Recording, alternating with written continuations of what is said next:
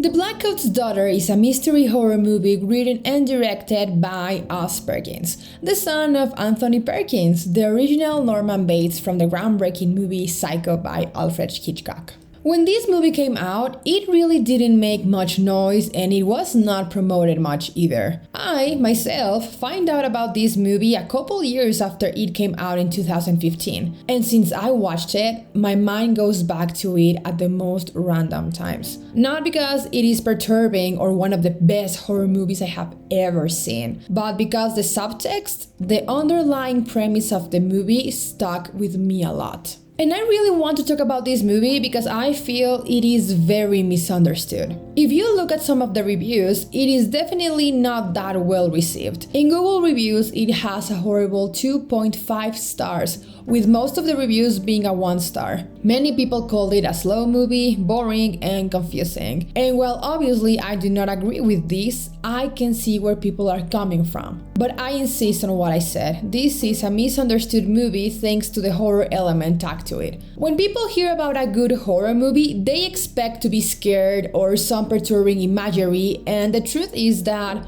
this movie rarely has any of that. The horror tag is correct, but it is not used like you expect. The horror in this movie is just a tool to tell a different and heartbreaking story. And I believe that the horror tag together with the synopsis of this movie might have misled the viewers. The main synopsis that you can find offline about the movie reads: two girls must battle a mysterious evil force when they get left behind at their boarding school over the winter break. This sounds like an interesting premise, but it has nothing to do with what actually happens in the movie. So let's dive in and let me show you what I am talking about.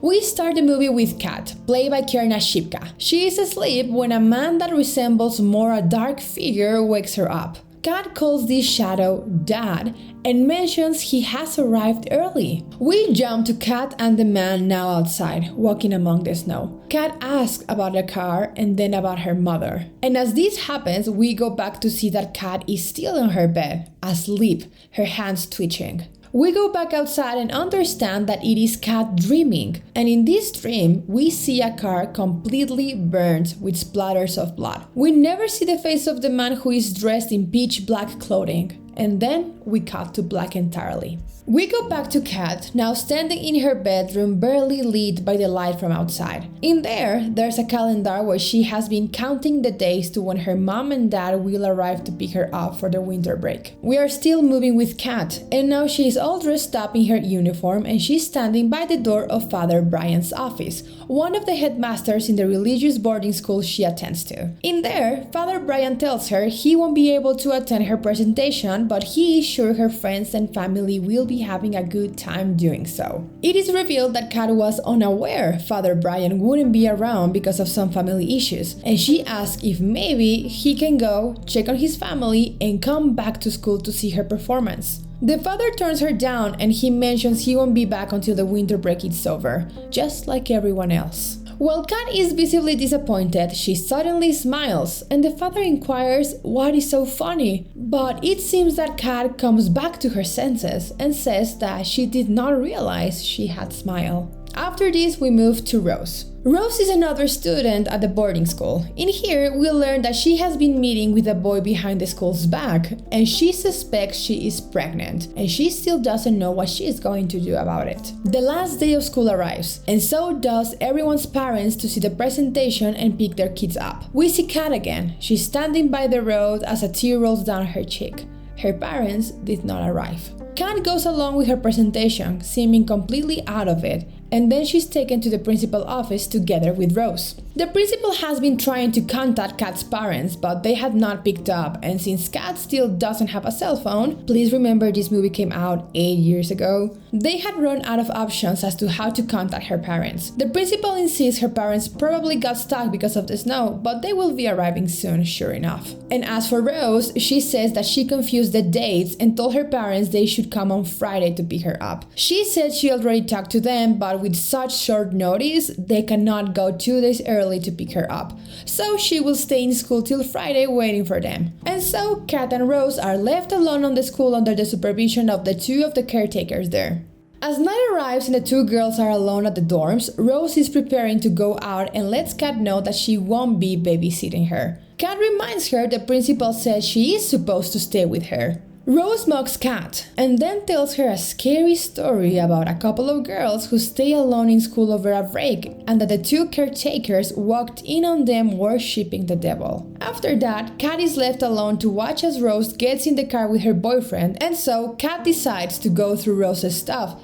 Then a phone call comes in, but we cut to black before finding out who is calling. We then move to John, played by Emma Roberts. She is in a bus stop alone where she gets flashbacks of a lady handing her pills and a couple of guys restraining a man. She snaps off a white bracelet from her wrist and tries to call someone, but she gets the message that the number she's calling is out of order.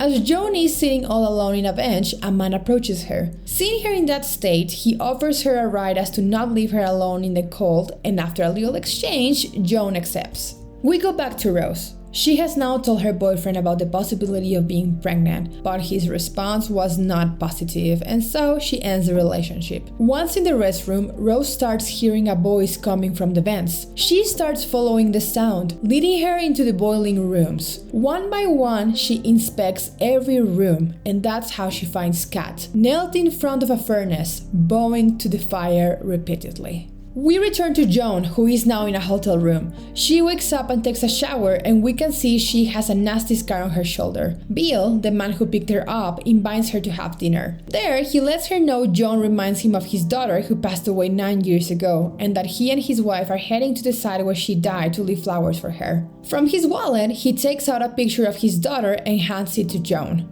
As the camera turns, we discover the girl in the picture is none other than Rose, and it is confirmed when Bill mentions her name. With this, we understand Joan's storyline is 9 years in the future of what is currently happening with Rose and Kat at the boarding school. Joan hands back the picture and goes back to the bathroom where a chuckle escapes her mouth. After collecting herself, she goes back to the table. Bill asks her where is she going, and she says that she's visiting someone, not giving more information. To this, Bill says, well, better to see someone than to being alone. Back at the boarding school, Rose is scolding Kat for being at the boiling rooms, claiming she could get in trouble if something bad had happened and question her about what she was doing. But Kat doesn't answer any of her questions. Instead, she goes directly to bed. Rose keeps insisting and asks if her parents called. She says they're not going to call, and then throws back to Rose that she was supposed to look out for her, and she didn't. Rose acknowledges that she didn't, and to this, Kat tells her now it's too late for her parents because they are dead. This obviously upsets Rose,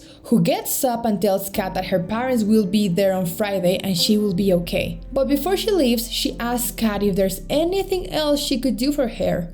And to this, Kat responds, no, you had your chance. Rose stands taken aback for a second and leaves, and she is left so upset by the conversation she not only locks the door, but she barricades it so no one can come in. And as for Kat, now she's twitching strangely under the covers until her body bends backwards completely. The day after, Rose catches Kat on the hallway, hanging up the phone, and asks her what did her parents say, and Kat tells her that he told her she can leave at the school. And when Rose asks who is he, Kat tells that it was the headmaster. Rose doesn't make more questions, and the two of them head to the sister's house to have breakfast. But as they start telling their prayers before eating, Kat remains silent. The sisters get upset and ask Kat to please lead the prayer. Kat stands up, but as she tries to speak, she starts throwing up a white substance. The sisters check up on Kat, assuring Rose there's nothing wrong with her, but as they try to hand her some water to drink, Kat tucks her arm off from them and says, "Get your hands off of me, you C-word."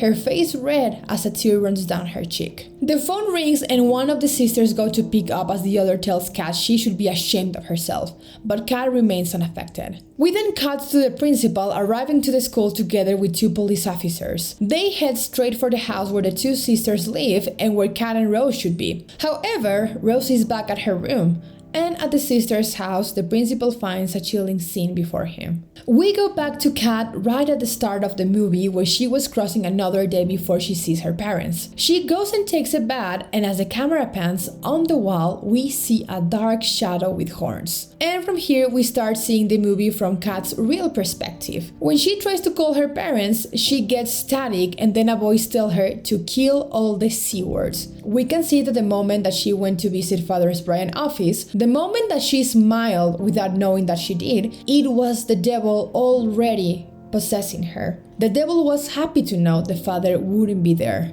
We can see that Kat has been seeing this shadow with horns looming around everywhere, and she had been stuck by it. When Kat was left alone at the school when Rose went with her boyfriend, she was finally lured by it as he told her she would stay there with him. It is revealed that Kat killed both of the sisters, and she also attacked Rose, stabbing her multiple times on the abdomen. A police officer finds Kat in the same boiling room where she was bowing to the fire earlier in the movie. She raises her arms with the knife on her hand. She refuses to let go as she says, "Hail Satan," and then she gets shot. Going back to Joan, she is in the car with the older couple back on the road, and as she overhears the conversation, it is revealed Rose was not only stabbed, but decapitated. And as the couple starts getting into an argument, Joan asks them to stop because she feels ill. And as Bill starts slowing down the car, Joan comes from the back and slits his throat and then kills his wife as well. Joan starts cleaning up herself and fixing the bodies, and then we see she decapitated the couple as well. It is confirmed Joan is a fake name, and this woman is actually Kat. After she killed the sisters and Rose, she was sent into a mental institution, from where she escaped and stole one of the nurses' identities. We go back to a younger Kat. She is in a hospital bed and Father Brian is there too. He tells her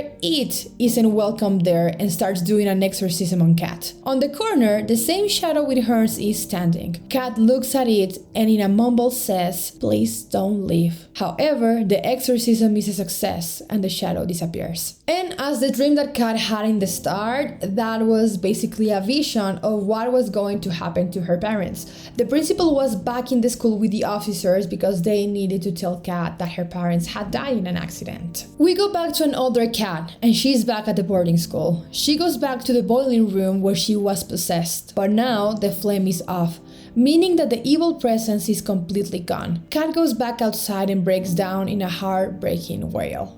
And then the movie ends. So why is this the most heartbreaking movie I have ever seen? Well, because all Kat wanted was someone to stay, was to not be lonely. At the start of the movie, she was impatiently waiting for her parents to pick her up. She was genuinely sad Father Brian was not going to be there for her presentation. She was annoyed at Rose for not staying with her at school and leaving her alone. Just the sole fact that her parents sent her to a boarding school where she barely got to see them says a lot about it. Kat had reached such a low point in her loneliness that when the devil called, she picked up. She went to him because he said she could stay with him. The devil wanted her and she just wanted to be that, to be needed, to have someone. So when the father was exorcising this demon out of her, she didn't want him to. She finally had someone.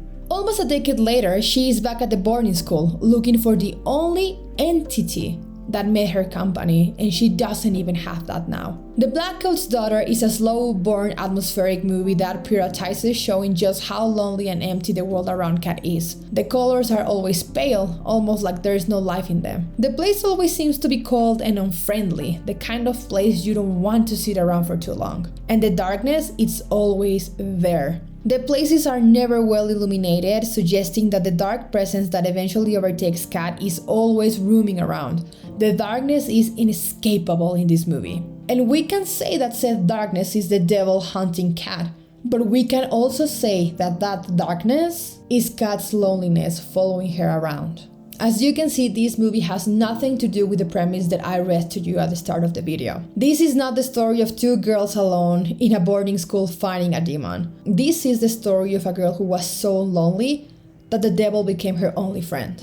It is a melancholic movie that expresses its message through horror elements. It plays with the question, would you let the most terrifying evil presence to take over you in exchange of feeling like you have someone? When I was watching other reviews of this movie for this video, I saw in some comments someone saying Kat is the only person in the world who actually wants to be possessed. It was obviously a joke, but once you look at the subtext of the movie, just imagine how awfully lonely you have to be to welcome such a thing. And that can be related to real life. How many people allow damaging people to control their life in order to have someone, in order to not be alone? The hysterical wail Kat lets out at the end of the movie when she realizes there has never been someone there for her, that entity that she was so desperately looking for is gone, that she is as lonely as she was so many years ago, till this day remains in my head. Just think about it, how heartbreaking it is to think that not even the devil wants to stay by your side. And so, whenever someone mentions feeling lonely, feeling rejected, I always go back to that final scene,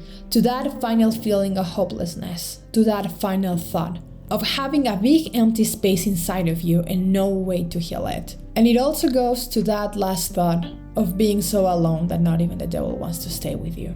And that is The Blackcoat's Daughter for me, the most heartbreaking horror movie I have ever seen.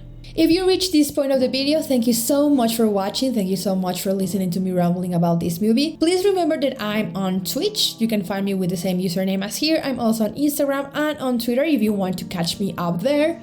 Thank you so much for listening. Have a wonderful day and I'll see you on the next one. This was your friendly friend, Bon.